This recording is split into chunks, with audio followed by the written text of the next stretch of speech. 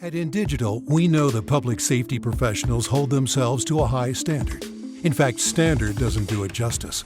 In over 25 years working alongside you, carrying millions of calls over our IP networks, your dedication has inspired us. That's why our ESI Net goes beyond industry standards, not only I3 compliant, but designed to adapt to future development for a network you can count on when it matters most. Learn more at indigital.net. Here in Greenville County, we have 8 different places where a 911 call can be answered. It is the largest county in South Carolina. It's a challenge. The type of information that a telecommunicator gets from Radius Plus is location-based technology. You can see where the caller is, if they have a medical issue, if they speak a different language. They're immediately able to text to that caller in their native language. It reduces response times because it immediately gets first responders where they need to be. Carbyne, it's multimedia. You can get text, translate to whatever language, getting away with the legacy equipment and going into a cloud-based solution. It's the first time in U.S. history that we have an EZNet through cloud-native call handling. As a police officer, to have the victim go video, that's unheard of. You're getting upgrades every month, not every year. To schedule your free Carbyne demo, please visit carbyne.com/WTT. If Within the Trenches has ever taught you something, open your eyes to what it is like to be a 911 dispatcher, or has inspired you to become one, then help support us and join our Patreon. Get exclusive bonus content, one-of-a-kind swag, discounts on merchandise, ad-free early access to new episodes, and much more. To join, please visit patreon.com/WTT podcast. And if you're an industry partner, we have something for you as well. And now, for the show. This is Jordan, and you're listening to the Code 7 Podcast Network.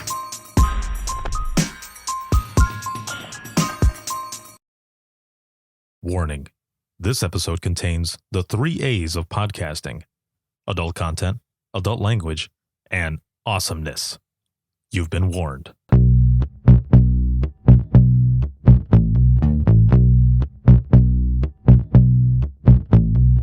Welcome to Within the Trenches, true stories from the 911 dispatchers who live them.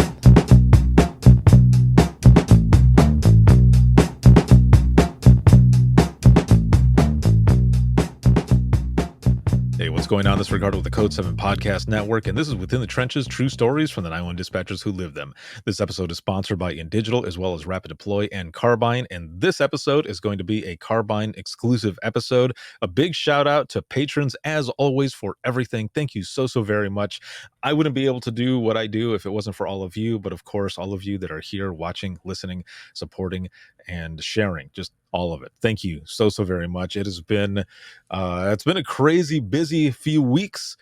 We are knee deep in conference season.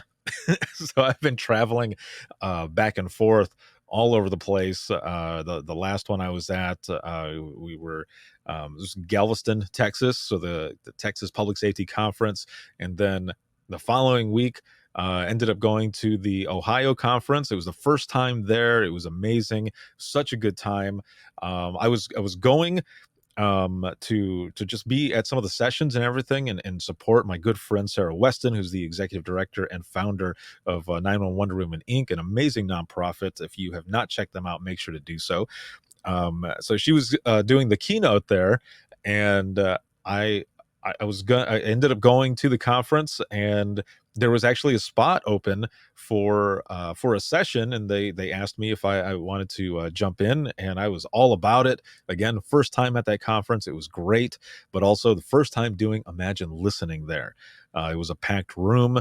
There were so many amazing stories that were shared, a lot of tears shed, and it was just powerful. It's hard to explain what it is like to be in one of those sessions if you've never been in one, but if you get a chance, please do so, whether it be in person or virtually. I've done a few of them virtually, and they went very well. But again, in person, there's just something about it. Those powerful stories, being in a room with people who know exactly where you come from.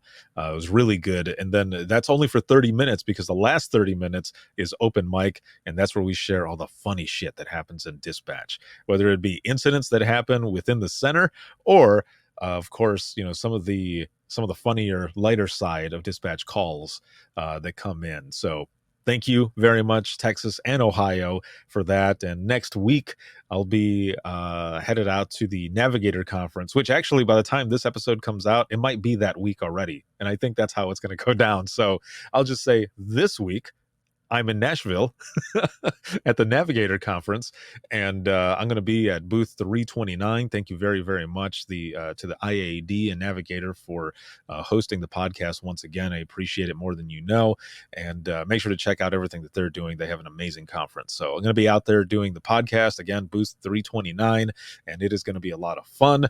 And there's new content coming for patrons. Singing badly in my car is coming out, and a few other things, so just make sure to check that out. So I'm excited for my guest today. Her name is Jessica Long, and she's a lieutenant at Quad out of Ohio, and she's a 240 paramedic. Good morning. Good morning. Oh, welcome. I'm excited to have you on. We sent a couple of emails back and forth that you have a story that we're going to be sharing, a big story that we'll be sharing later on in the episode. But just going through that and then learning more about you, just the short summary that you sent, I thought this is going to be excellent. Like, I can't wait to learn more about her and everything, just where she comes from. So thank you so much for being here. Oh, thank you for having me. So let's go ahead and jump in. Let's jump into our DeLorean and go back in time and and check out where you started, because you've been in public safety for just about 19 years now, right? Right. Yeah, so there's a lot there. How did you get started to begin with? Um, when I was in high school, I decided I wanted to take a sports med program, and it was my junior senior year. And through that, we had to do different rotations at different medical places. Whether like I did one at a chiropractic center, I was the student athletic trainer for the boys varsity baseball team. And I had decided I was not doing anything in the medical field. I didn't like it. I was going to go to school for corporate communications, and that's what I was going to do. And my very last rotation was with Plain Township Fire Department here in Ohio. And my first day there, the guys just absolutely loved their job. They were excited to be there. They were excited to show me around. And we ran the first call, and it was love from there. Just the adrenaline rush, the excitement in their faces, the excitement for me because I had never seen it before. It was neat. So I fell in love that day, and I haven't looked back. Oh, wow. So yeah, when people say, yeah, it was love at first sight, this was basically what it was. Absolutely. Oh man, so that's awesome to be able to go in, and because I can feel that the way you're saying it, because you go into a place and you see people who are just not having the best day or whatever. It could be an off day, or they could be have been there for a while and they're like, I just don't want to do this anymore. And then you go in, and some of those people, it's almost like and I don't know if you see this at all on Facebook and stuff, but or any social media, but sometimes people will be asking about a specific profession, whether it be dispatch or any other law enforcement or public safety rather, and people will say, run, go Right. away, don't want to get into this or whatever, instead of embracing like the folks there at the fire department did with you, and take you around. That's the kind of stuff that you want to see. And you go in there, and I can just imagine them being like, yeah, come on, check this out, look at this, and Mhm. that your eye is just, wow, like, this is amazing. Yeah, it was pretty cool. Those guys were great. They were great. And it gets in your blood, right? So it's just went right from that first moment.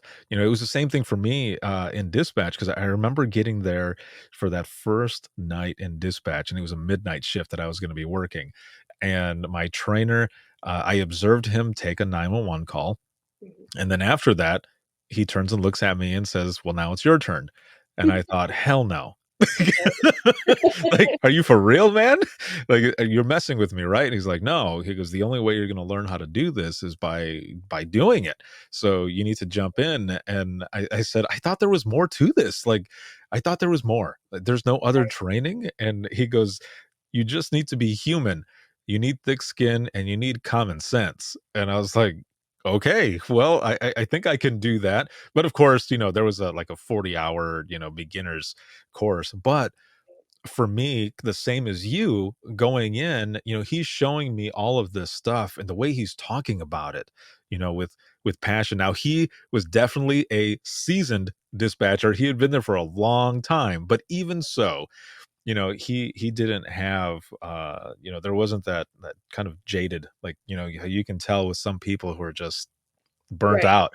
He definitely was not, and he had that passion. So in comparison, it was the same thing. Like I really wanted to learn more, and I was down for it. right. So you end up doing that. How long were you visiting Plain Township Fire then? Was it that one rotation, or was there more? So our rotation, I think this was a long time ago. I think we did, uh, I think it was like a 4 week. I was there once a week for 4 weeks. So I think I did 4 days with them. Um, yeah, so I did 4 days with them, and like I think it was my second day there. I signed up for EMT classes at the we have like adult education Mhm. in Canton. I signed up for an adult education class and told my mom, I said, I'm gonna do this. And she's like, you're still in school. But I Yeah. really like work. So Well, yeah, and I was gonna ask, like, what did your parents say? But not just your parents, like, maybe even your friends, because this isn't it. I'm not. I don't want to say this isn't normal, but it's. I guess it's just like out of nowhere, as someone who's in high school and everything, and because high school is so different, right? There's a right. lot of different things going on, especially when you're getting towards the end. You're ready to go, and everyone is just like, "You're gonna go to the party, or you're gonna do this, or what's going on? You're going to whatever ball game." But you're doing this rotation, and for everything that you're doing in this med program, and you've got 4 days that you're doing this with the fire department, and you go home and you tell your mom that you're gonna do this, and how I was mean, that? uh, it was well received by my Yeah. parents. I think because I came home so excited after those first 2 days of riding with them. Mhm. My mom tells me, "I just knew. I just knew when you came home that that's what you were gonna do." Um, so she claims she knew before I did, but I don't know. But no, it was well received by them. Some of my friends thought I was a little crazy because, like I said, I had plans of going. I was gonna go to Walsh University. I'd already gotten everything situated for corporate communications, which I couldn't even tell you what that entails. I have Oh, no idea. wow. But I was gonna do that, and my boyfriend at the time thought I was nuts, but it's okay. Oh, and here you are though. Look at this. Here It I it am. really, yeah, it really got into your blood and everything. So, and like you said, this was a long time ago, but during those 4 days, were there like any calls that you went out on, or anything that you remember hearing that you thought that, yeah, definitely this is what I want to do? Um, I mean, we went on. I remember going out on a car accident, Mhm. and there was a elderly lady that was very upset, very distraught, and I can just remember standing back and watching the medic talk to her, and the compassion that he actually had. We don't see that a whole lot now with some people, and I always say that in my mind, that's what makes a good paramedic is somebody that can get down to that level and have the compassion and treat that patient as if they're your own family. Mhm. And I just remember standing back watching him talk to her, and he was holding her hand and just really calmed her down, and I that just really hit me, right in the core. I was like, "This is what I wanna do. I wanna do this," because in her worst moment, like, he was able to calm her, and I thought that was so sweet and such a heartwarming moment, because a lot of people, especially with COVID now, like, they won't touch people, and Right, right. for me, personal touch it says a lot. So I remember that. So Yeah, and it definitely makes it more personal, right? Because if it's weird if you were, in a medical situation, and they're just there and they're not wanting to get close to you. You're like, Okay. Right. Like, do I trust you to even help me if you don't even want to, and of course, it's all different because of COVID and everything else, but still, that I would feel that way anyway.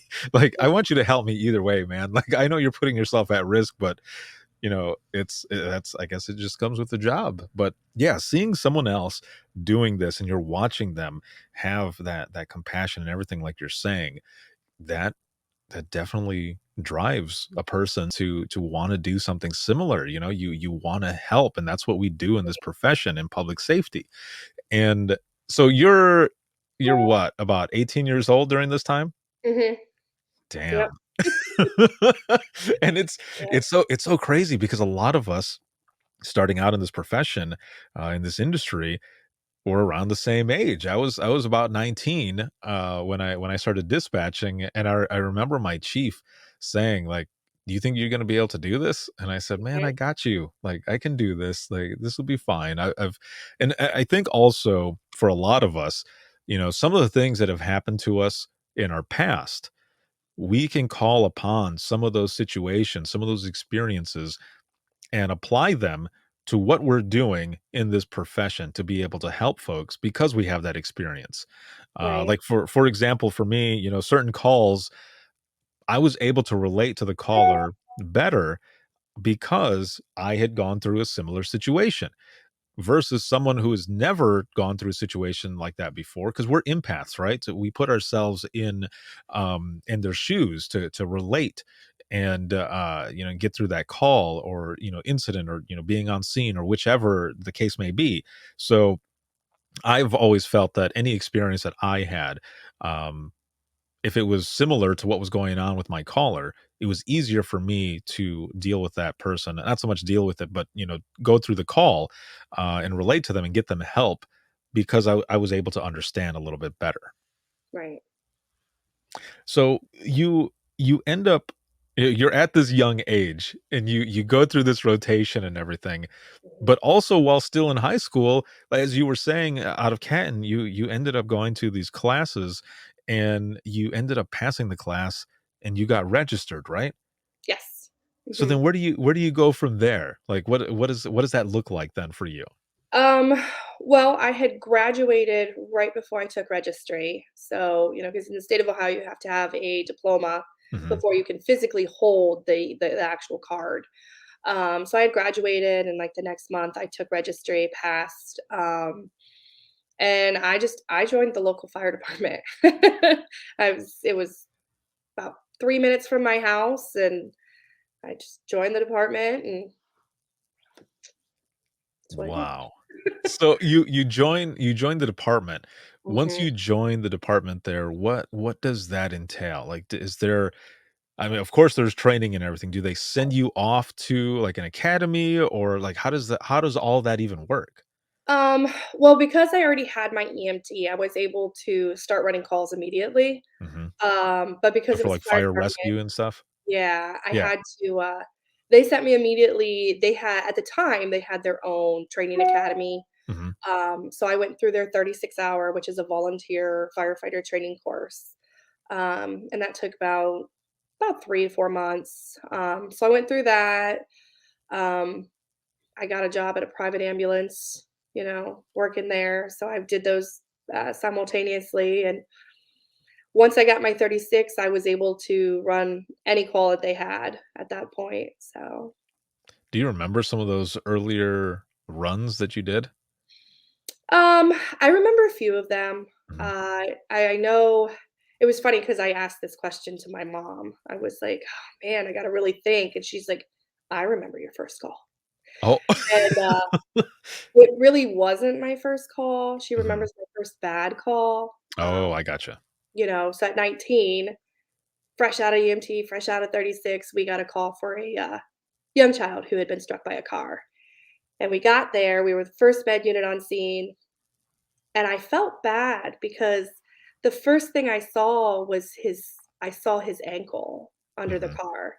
And I said to my partner, "Oh man, he's gonna have some rehab on that ankle." Mhm. And my partner just kind of gave me this look because he knew at that point. But it wasn't registering in my head that he's still under the car because he had passed away. Mhm. Um, we ultimately couldn't do anything, but we had to wait on scene for a coroner. We had to control the crowd. And I remember at one point I stepped away and I got in the back of the squad and I called my mom. I called my mom and I was like, "Mom, I can't do this. There's no way I can do this." And, in her mom fashion, she was able to calm me down and she's like, "Jessica, you can fall apart later. It's okay, but you got to hold it together for now. You got to Mhm. he's not hurting. You just." So, I made it through the call, but I actually stepped away from the profession after that. I took 3 months off. I quit my job at the private. I was like, "I'm not doing it. I can't do this. This is too much." And luckily, through talking with my mom and talking with some of my coworkers, they're like, "No, you have to. You have to come back." It's like, I mean, I hate to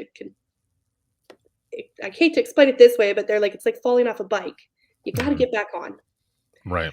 So, luckily, I was able to get past it. I mean, it's still one of those calls that you close your eyes and you see it, and I know his name, and kind of thing. And unfortunately, he went to school with my little sister. So, Oh, coming wow. home, she's like, "Why didn't you do anything? They said you didn't do anything." And so that all played a part in me saying, "Oh, nope, done." But luckily, we were able to come back from that. And so I that was one of the worst. But Ah, man. Yeah, and also, at that age, there's definitely stuff that you see on TV, right? Stuff that you see on the news, stuff that you hear about, but it doesn't compare. There's really nothing, out of all the training that you can have, there's nothing that can prepare you for seeing something, or like as on my side of it, to hear certain things, until you're into it, and then I think it's easier. It makes it easier when you're able to share that story, and talk about it. So thank you so much for sharing that as well. Um, so you took those 3 months off. mhm. In the beginning there, let's just say, right immediately after the call, once you left there, was there any debriefing or anything like that?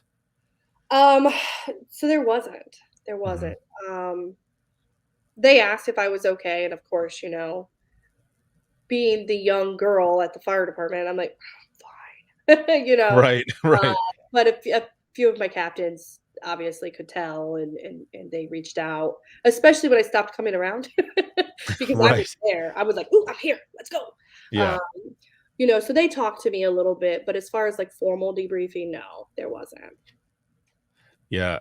And I ask because, a lot of that has changed now, Right. and that's it's so good to have all, first responders in there, and to share in the debriefing. But in the beginning, yeah, at least when I say the beginning, like I mean like for us, and well, Right. many other as well. There wasn't a lot of debriefings or pulling people in, and then they started doing it, but then dispatch was always left out, and now dispatch is added in there, which is good, Right. because we lend a different side of that Absolutely. call that everybody else doesn't know about.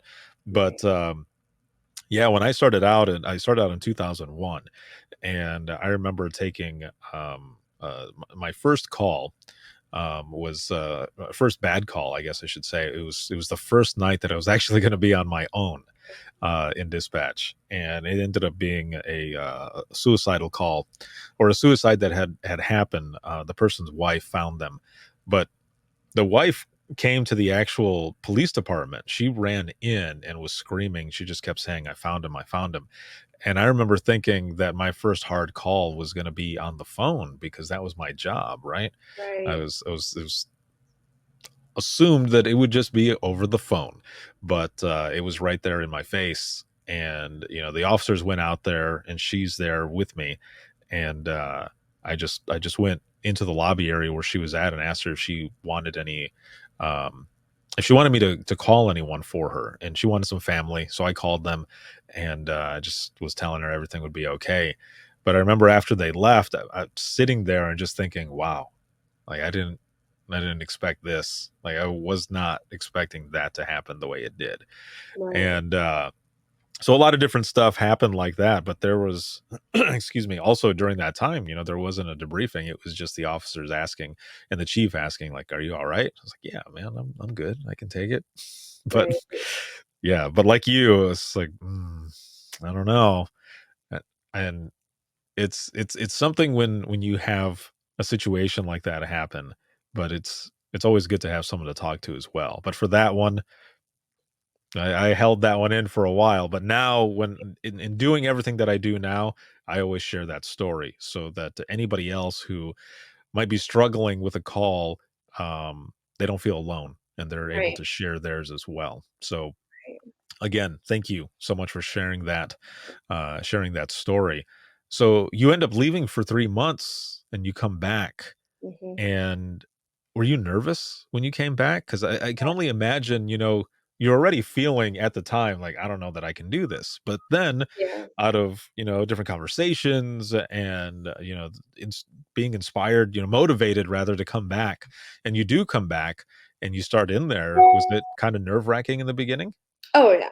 Oh, yeah. Mhm. Yeah, 'cause you never know. You never know what the next call is gonna be. You don't know when you're gonna be faced with that again, and, it doesn't matter how many car accidents you're on or how many falls you're on, every single call is different. Every call runs differently, so that's one thing that I love about the job, but also one Mhm. thing that is really nerve-wracking is, you can go on 50,000 shortness of breaths, but, you don't know what that next one's gonna bring. Is it gonna be really bad or is it gonna be, okay, you can do this." So, Right. it's just it's still almost 20 years in, it's still kinda nerve-wracking, when the tones go off like, "Oh boy, what's it gonna be?" I don't get Right. as nervous as I used to. Now I'm like, "Okay, I got this," but, you still wonder and, try and worst case scenario everything in your head so you're ready for what you're about to see. So, Yeah, I know exactly what you mean because whenever I would take phone calls, so like the phone that we had, the way it worked was if if the first ring on the phone, if you hit the button and then picked up the handset, so when you hit the button, it goes to speakerphone, mhm, and then you pick up the handset, and then it went into the phone, of course, unless you're wearing a headset, which our headsets didn't always work, so that's why I'm saying this. But um, if you hit that button and it went to speakerphone, and it was like a domestic or even a medical or something where people are just screaming right off the bat, right, oh, I got goosebumps right now just talking about it.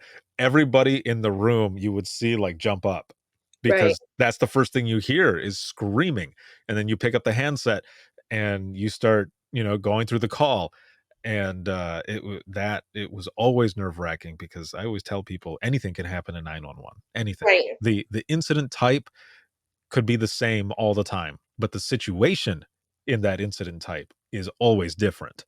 right, And you can have all the training you want, as I said earlier, but man, some of those things, it doesn't prepare you. Um, so, with the same thing, all of this this experience, how long were you doing this before you felt that you really had a grasp of it? Because, we are professionals, of course. We go through all this training and we know what we're doing and we're doing what we're supposed to be doing. But like you were saying, it's always kind of nerve-wracking a little bit, but there's a point in your career where you feel like I've got a grasp of this. Even though you might get a little nervous sometimes, actually feel like you have a full-on grasp of everything. It's what, 2022 now? Um, Honestly, probably 2016. You know, 2016. I got promoted in 2017, Mhm. so, um, everything it's changing, everything I learned in school and, is changing, and they're focusing on different things. I mean, since I've been in this, CPR has changed like 4 times, Right, like, yeah, it I'm like, has. "Oh, wait, we don't push that med anymore? What?" Um, but, like, yeah, I would say probably 2016, a year after starting here at Quad. Our chief here is probably one of the smartest people I've ever met. Yeah. He's truly one of my mentors. He's blunt. He is blunt, and he comes at you, and he pushes us to be better. He pushes us to new levels we didn't know. So, like, when I first started here, I was like, "Wow." I was kind of intimidated by the medics because I was like, these people are like on it. And he started working with me a little bit and pushing me, and you know, I feel very confident in my skills and my ability. Not that I didn't before, but now I just have a new confidence in it. Yeah. And a lot of that is thanks to him. So I'm very That fortunate. that is awesome to be able to have, mentors like that. And, so it's funny that you say that you felt like this around 2016, and then 2017 you were promoted. And, Mhm. and the reason I say that is because I was probably about 3.5, 4 years into the last center that I was at before I felt like I really, really, really had a full on grasp. Again, I knew all my policies and procedures. Yeah. I knew, my techniques and everything for talking. Like I had all of it, but that just in me having that, feeling of that full grasp. And I think it was probably a year later for me as well when I ended up going out for supervisor, and I got the promotion. And it seems like a lot of people that I've spoken to have been a little similar, where when they felt like they had that grasp, they started moving up and wanted to do more. Now, for you, looking at this promotion and all, what kind of drove you? What was the driving factor here on wanting to move up? Was it in part because of the chief there and being a mentor and some of the stuff that you learned and wanting to kind of mold the others that are coming in, that next generation of those folks that are in the same profession as you? Right. Absolutely. Yeah. I mean, years ago, I never wanted to climb those ranks. I was comfortable as a paramedic or as an EMT, and I just wanted to be a rank and file my whole life. But yeah, after working with him and him pushing me, you know, I wanted to do better for him. I wanted to show him that I could do better. I wanted to show him that his hard work and effort that he put into me wasn't for nothing. Mhm. Um, and through him teaching me, then I wanted to teach people and I wanted to help. And I knew the only way to do that was to jump up the ladder and try to be better. You want to better yourself before you can better somebody else. Mhm. So yeah, that was the driving force behind it, was to just try and move up, and that way I would have the ability to help train and teach others, and hopefully they would someday take my position and go from there. Yeah, we always wanna leave it better than when we were there, right? Right. There's always that. How many years were you, doing all of this before you had about a year and a half stint, dispatching over at Carroll County Sheriff's Office? Hmm. How many years was I doing it before I was over there? Yeah. Yeah, yeah. um Let me see. I think it was over there. I was over there in about 2015, Mhm. 2015, 2016. So I had, oh, you're making me do math, like 12 years in, 11 years in, Right. Like, before it's I still became a morning time. dispatcher. Right, right. Well, and I was fortunate going in as the dispatcher because I didn't have to do a whole lot of the training that others did Yeah. because of my background in fire and EMS. They were like, "Oh, well, all we have to do is teach you the police side." So it worked out nicely, um, and I enjoyed it. But I was, when the calls would come in, we'd answer 911. It was before. So when I worked there, they weren't EMD trained yet. Mhm. So we weren't allowed to give instructions over the phone, even though, like, I mean, we could tell them how to do CPR, but like other than Right. that, we really weren't supposed to. And I could just remember answering 911 calls, and like I want to tell them what to do because I know what to do, but Right. I'm not allowed. Yeah, So exactly. for me, it was like, hold on, let me get in my car. I can be there quicker than the ambulance. Like, swim by. So for me, dispatching was rough in that aspect, that I wanted to go. I'm like, Yeah. okay, I got the call, I gotta go now, but wasn't allowed. Well, and that's what I was gonna ask as well, because I had a buddy who, ended up going into dispatch, from being an EMT as well, and fire rescue and such. And I remember during his time in training, I'd be listening to him and stuff, and he would be saying certain things, and I'm looking at the cards, I'm like, "That's not what is he doing?" And then, he would get through the call and everything, would end up being fine. Mhm. But we would get into some disagreements, not just him and I, but like the rest of the crew that was there. And he would say, well, this is the way we do it out in the field, man. And I would say, you're not out in the field, man. You're here in dispatch, and it's different. Like you have to go through these cards, and you have to do these policies, or if something goes wrong, like you and the rest of the county, like we're probably going to get sued. That's a Right. liability. Like I know what to do hands on, but and so it was a little difficult for him, but he ended up getting through it just fine, and everything was good. But that was one of the things that I was going to ask you, was that if it was harder because of that, and also, you're no longer, during that time, you're not hands on anymore, and it's just a voice, just voices going back and forth, and you're trying to build an idea in your head, piece it all together, this puzzle of what exactly is going on. So was that hard as well? Just that, you're on the phone.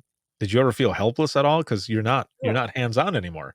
Oh, yeah, yeah. We had a brief stint where we had a coverage area that didn't have an ambulance. They didn't have access to one, and the closest Mhm. ambulance was, like, 45 minutes away. And I can remember I got a phone call one night for a lady whose husband had fallen, struck his head, and he was seizing. And again, like I said, we weren't EMD trained at that time. So like I'm like, she's like, "What do I do?" And I'm like, what am I allowed to say? So like I was like, well, put a pillow under his head, protect his head, protect his airway. And um she's like, okay, well, I'm gonna get off the phone. And I was like, and she hung up right away. Well, then she called back and I'm like, they're coming, I swear. And you feel helpless because Right. they were a good 45 minutes away and he was seizing, he needed them now, but there was nothing we could do. I think I dispatched like 3 different ambulances and I'm like, whoever gets there first gets him. Right. But yeah, those situations are rough, but It's a hard thing when you so we in dispatch, we called it level 0. And when you get to that point, you are praying, sitting in dispatch, praying that there are no other medicals that come in. And if right, they do, that someone is somewhat close, because level 0 means nothing. There's nobody around, not even our backup, agencies have anyone to help right, to send out. The only other thing that we could do during that time, during a couple of those level zeros, was to page out for fire rescue. And because we had folks that were there, but there was no ALS or BLS or anything for EMS to even go out, right, so they would just be out there with them, and they would be on the radio. And sometimes it was almost like a false sense of security, almost, to the sense that you've got fire rescue out there, right? There's mhm, people out there with them. However, because there's nobody to transport, and they're calling you out over the radio over and over, "Do you have anyone yet? Is anybody en route yet? Do you have right, anyone yet?" That just the stress level is even right. higher, because then it's like, it's awesome that you're out there. We love it. You're helping to stabilize the person, but we don't have anybody to transport. So it's still just eating at you. It's like, "Oh god, just somebody Right. clear." And then when someone does clear, you're like, "Tone, There. go straight to this place." Yeah. Right. Oh man. Yeah. I know Make I hate that running calls now. Like when PD is on scene and they come on the radio, they're like, "What's your ETA?" And we're like, "Oh crap, this is not good." If they're right. asking for the ETA, it's like, "Ugh, what are we going into?" Yeah. Yeah, Uh, that, and, some I just remember some of the calls where EMS would call for their times and numbers afterwards, and I would say, "So, how was everything alright? Like, how was it? Because you guys checked out. I didn't hear from you guys after that, except for the status check." And they said, "Well, when we pulled up and we saw one of the officers standing outside vomiting, we knew it was gonna be bad." And oh, I'm like, "Okay, I don't need to know anymore. I yeah. didn't even need to know that." Oh, yeah, but that's the stuff that happens, right? This Oh, is yeah. the job, that we're in. This is the profession that we're in. So, um, one of the questions that I wanted to ask, being a dispatcher for a year and a half, doing all of this, why did you go in dispatch for that short amount of time? Um, So I love the fact that I can do multiple things with my paramedic license, right? And I wanna try them all. Oh, that's awesome. That is awesome. So, I went and I've worked in an ER, I've worked in a doctor's office, I've worked for privates, I've worked 911, and I just wanted to try that side of it. I wanted to see, it gives you a new perspective when you've been behind the phone. Yeah. I know in the squad, we call dispatch and we're like, "Hey," and they don't answer. We call them and they don't answer, and we're like, "What are they doing?" We get frustrated in the squad. We're like, "Just answer me. You have one job." Yes. But being on that other side, I know that that one job entails answering the radio when the police officers are calling to run a license plate, answering the 911 phone, answering the regular phone, and dealing with the deputies and everybody else that's walking into the center. Um, so it gave me a new perspective, a new side of things to look at. So now when I call them on the radio, I don't get as upset when they don't answer me. I'm like, "Well, they're dispatching for 12 fire departments, so we'll let it slide." But yeah, I wanna do everything that I can do with my medic certification, and I don't think I've done everything yet, but I'm Mhm. getting there. I'm getting there. I don't know Oh, what I wanna be man. when I grow up yet. I haven't decided yet. That is excellent. Was there anything then that surprised you going into it? And I get, whether it be taking the calls or the radios or the amount of multitasking or anything like that, was there anything that surprised you? I think the multitasking, Yeah? that took a little bit, like, the fire and EMS side of things, obviously, like, I had that down, Mhm. they're like, "Wow, we don't have to train you to dispatch a call, we don't you do that so fluently," and I'm like, "Well, I've been dispatched on probably, 500,000 calls in my life, like, Right. I know what it should sound like." For me, yeah, it was just the multitasking, listening to those cops are the worst. I love 'em. Oh, they're terrible, like, they just really fast, and it's like, "I'm Yeah. sorry, what did you say?" Or they're eating their microphone. Yes, yes. So that I think for me was the hardest was, listening to the phones, but at the same time, they don't know we're on a phone call. So it's like, "Oh, I gotta listen to the radio and talk on the phone and type," and I'm not great at multitasking. I'm Oh, man. pretty good at telling people what to do, but, That, the rest of uh it. That definitely takes me back. That was one of the things that I remember, when I very first started dispatching, small police department, and it's one dispatcher on for 8 hours. Right. But then when I moved back home to Southwest Michigan to work for, Allegan County Central Dispatch, the county that I grew up in, there are about 3 to 4 people on at a time, and, the call volume is way higher than what I was used to. Plus, there are way more screens. There's like about Right. 5 or 6 different screens, different keyboards, and I'm walking in and seeing people talking on the phone, on the radio, all at the same time, typing, yelling over at each other for certain things to be faster for, whatever call was going on or whoever's asking a question. Seeing them, like, try to eat at the same time doing all of this stuff, and I'm just thinking, what am I getting myself into? Like, am I gonna be able to do this? Like, this is crazy, Right. man. And, obviously I did. I was able to get it down really well, but man, walking in there for that first time and seeing all that shit going on, like, I don't know if I'm gonna be able to do this. This is pretty gnarly. Right. That was fun, bye. Yeah, like, see you later. Right. I'm gonna go on my lunch break and never come back. But no, it's always been a good experience, and I love it. And I want to ask you one more question before we get to this main story that we were going to be talking about as well here. What is it like for you, I guess, in a sense, also having your husband who's also a firefighter and EMT? Does that help, especially with kind of the harder aspect of this profession, which is some of these hard calls, that you go out on or that you end up taking over the phone, or whatever it may be. Is it easier, having someone who's in public safety who knows what it is that you're dealing with, what you're going through? Right. Um, I I think so. I think so. I know in my earlier days, obviously, I wasn't with my husband. I was with Mhm. somebody who was not in fire and EMS. So for Yeah. him, he was actually a police officer.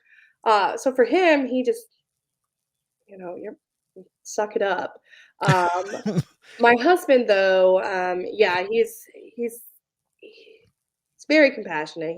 He can tell by looking at me if I've been on a rough call or whatnot, Yeah. and he makes me talk about it, and he listens very well. So I'm fortunate there. I do feel like I can open up with him, which is good. But we try not to talk about it too much, but like right after it happens, he will make me dive into it if I need to. And yeah, he's definitely helped me through some hard ones. That is always good, for me, um, and I didn't really I don't have family that comes from, public safety, so a lot of people there at work, in dispatch, they didn't really want to talk about things either because again, nobody wanted to look weak. Nobody wanted to be that person who was asking for help.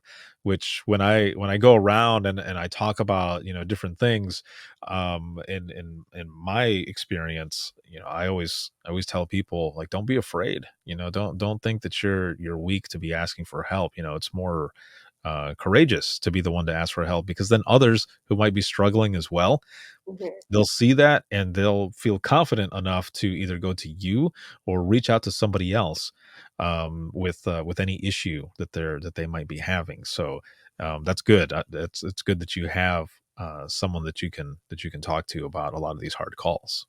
absolutely. Yeah.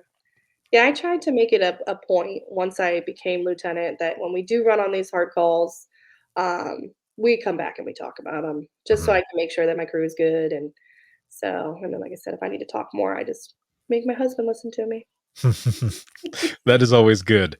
Yes. Uh, Now, I wanna segue over into this story as we're getting close to the wrap up of this episode, which has been amazing to have you on and learn so much about you and your history and everything in public safety. So tell me about this story first. When around what year did this happen, or was it fairly recent? This was recent. This was this year, the beginning Okay. of this year. Do you just want me to go into it?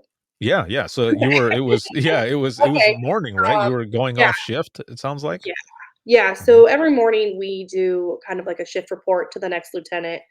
And we talk about the calls we had for the day. So we were talking, and the call came out for it actually was dispatched to us as a car accident initially.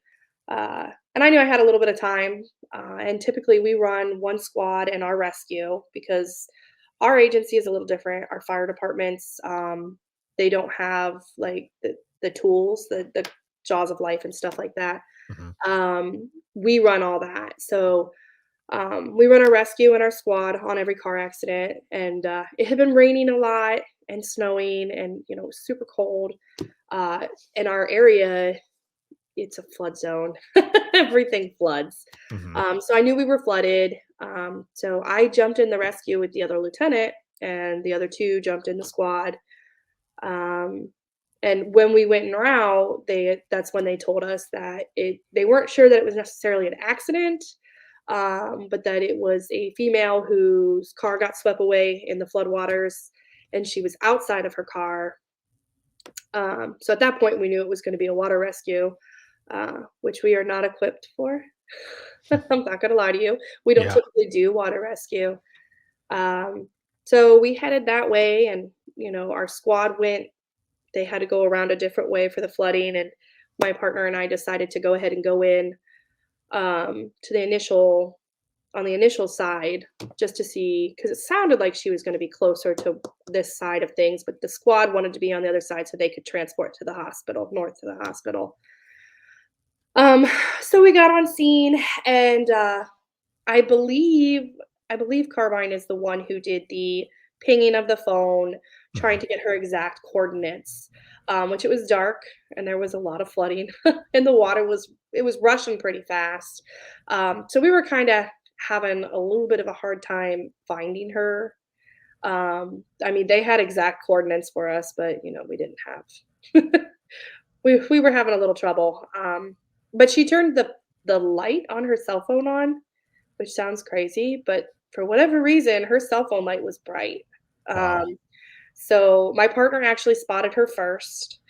Um, and like I said in my email, I have a mom voice. I'm used to yelling and screaming for my kids, especially at games. So my partner was trying to talk to her, and I'm like, hold on, let me do this. So, I was able to yell really loud and communicate with her. And so, we told her to kind of hang on, and we were going to try and coordinate the best way to get to her. Mhm. So we moved all the trucks over just north of her location. Um, and we were trying to figure out, we were kind of coordinating with the fire department a little bit, trying to figure out how we were going to get to her. The closest boat is a neighboring department, Mhm. who happened to hear the call come out. So they actually called the fire chief, I believe, on his cell phone and told him, "Hey, we got someone at the station. We'll bring the truck. We'll bring the boat." And so they went en route, but we were really nervous. She was telling dispatch, and dispatch was telling us that she felt like she was going to fall. Um, and of course, I let the scene get to me a little bit because I was like, well, I'm a strong swimmer. I'll walk out to her. I'll swim to her. Obviously, not the right decision because you Right. know, we don't even unfortunately, it's something we're looking at changing right now. We don't even have life vests Mhm. on our rescue. So we are not equipped to do this. But a neighbor came out and he had a flat bottom boat with one little tiny oar. Oh, And we're wow. like, yeah, it was small. It was like really small. Talk So about worst case scenario. absolutely. And it's snowing and it was terrible. So myself and my partner, Tyler McIlvain, I'm allowed to say his name. Um, Yeah. he's an EMT with us. He jumped in the boat with me, and we start rowing out there with our little paddle. But it was a bunch of ice over Mhm. the water, so it was like we would get a few inches and have to stop and break the ice with the paddle. And oh my gosh, it was so frustrating. So we're like bouncing back and forth, trying to get the boat to scoot and breaking ice, and it was terrible. I think it took us 20 minutes to reach her. And I'm really bad at distance, so I don't know exactly how far out she was, but I mean, she Mhm. was out a good ways. I want to say maybe a football field away. Wow. Um, but we were probably about 10 foot from her maybe, and she said she was falling, and I'm like, "Oh, no." So we had brought, throw bags. I'm like, "I'm gonna Mhm. throw you a bag." Well, at this point, we're, 15 minutes in, it's snowing, we're soaking wet. I could not throw that bag to save my life. I was so off. And so my partner tried to throw one, and he was also off. So we pulling these bags back, trying to throw them again. It's not working. And finally she's like, I'm falling. I'm going. And I just remember thinking there's no way. Like if she goes under, there's no way we're gonna get her. So I told my partner, I'm like, I'm just gonna break the ice with my hands. So I leaned over the front of the boat and surprisingly it worked. I grabbed the ice and I was able to break it and pull us to her.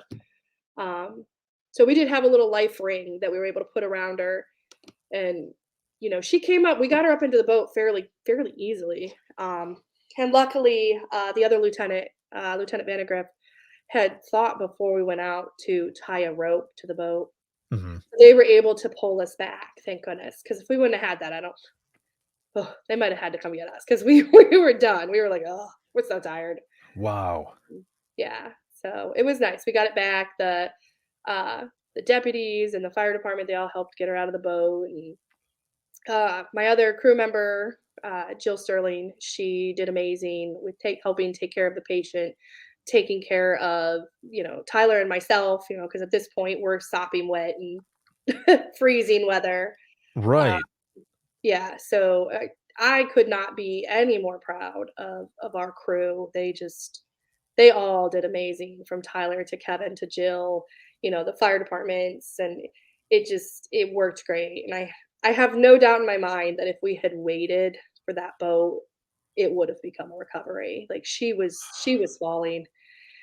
And, like, we didn't know it at the time, but, like, as soon as the water went down, they had done a bunch of tree removal and stuff there.